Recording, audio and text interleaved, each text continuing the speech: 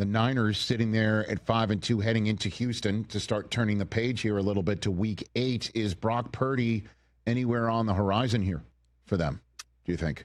Yeah, I think this is sort of a day-to-day thing at this point. And I think Mac Jones has given them some flexibility. It's incredible what they've done, isn't it, Rich? Yeah. You know, to lose the guys that they've lost, to play without Brock and Nick Bosa and Fred Warner. Brandon Ayuk still hasn't stepped foot on the field. Kittle lost a lot of time.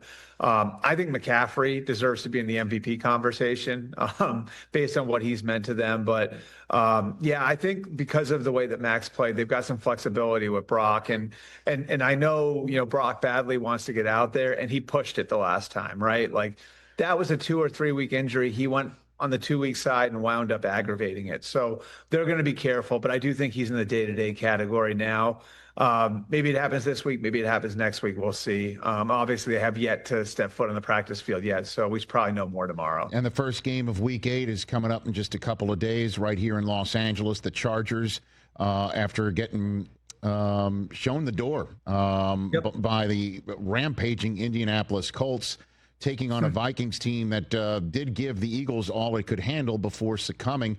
What's the scoop on the quarterback front for Minnesota? JJ McCarthy versus his former college coach is something that everyone was looking forward to seeing. Are we going to see that, or is it Carson Wentz still for them?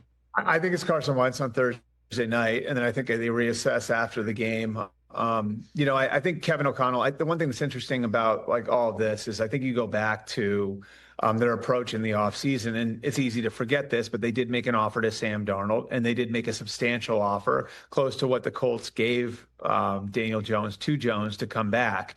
The logic in all of that was not a lack of belief in JJ McCarthy. It was, we haven't seen it yet.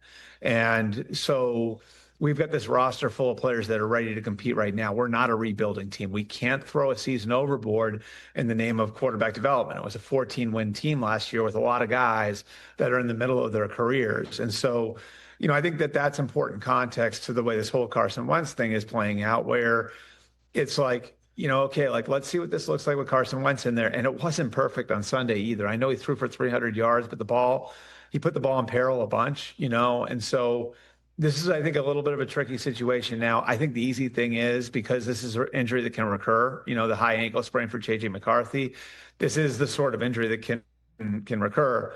All right, we're not going to push him on a short week, but I think you see how Carson Wentz plays on Thursday, and then you reassess after that. My hunch is that JJ McCarthy is going to be the quarterback for the rest of the year after that one, but we'll see what happens. Yeah, week 9 it would be Minnesota at Detroit. So if McCarthy can't come back for his a matchup with his former head coach in college, he'll just have to do it in the state of Michigan, which would be a tough assignment. Hey, you made it all the way to the end. Thanks for that. Check us out every single day streaming live on Disney Plus and the ESPN app 12 to 3 Eastern.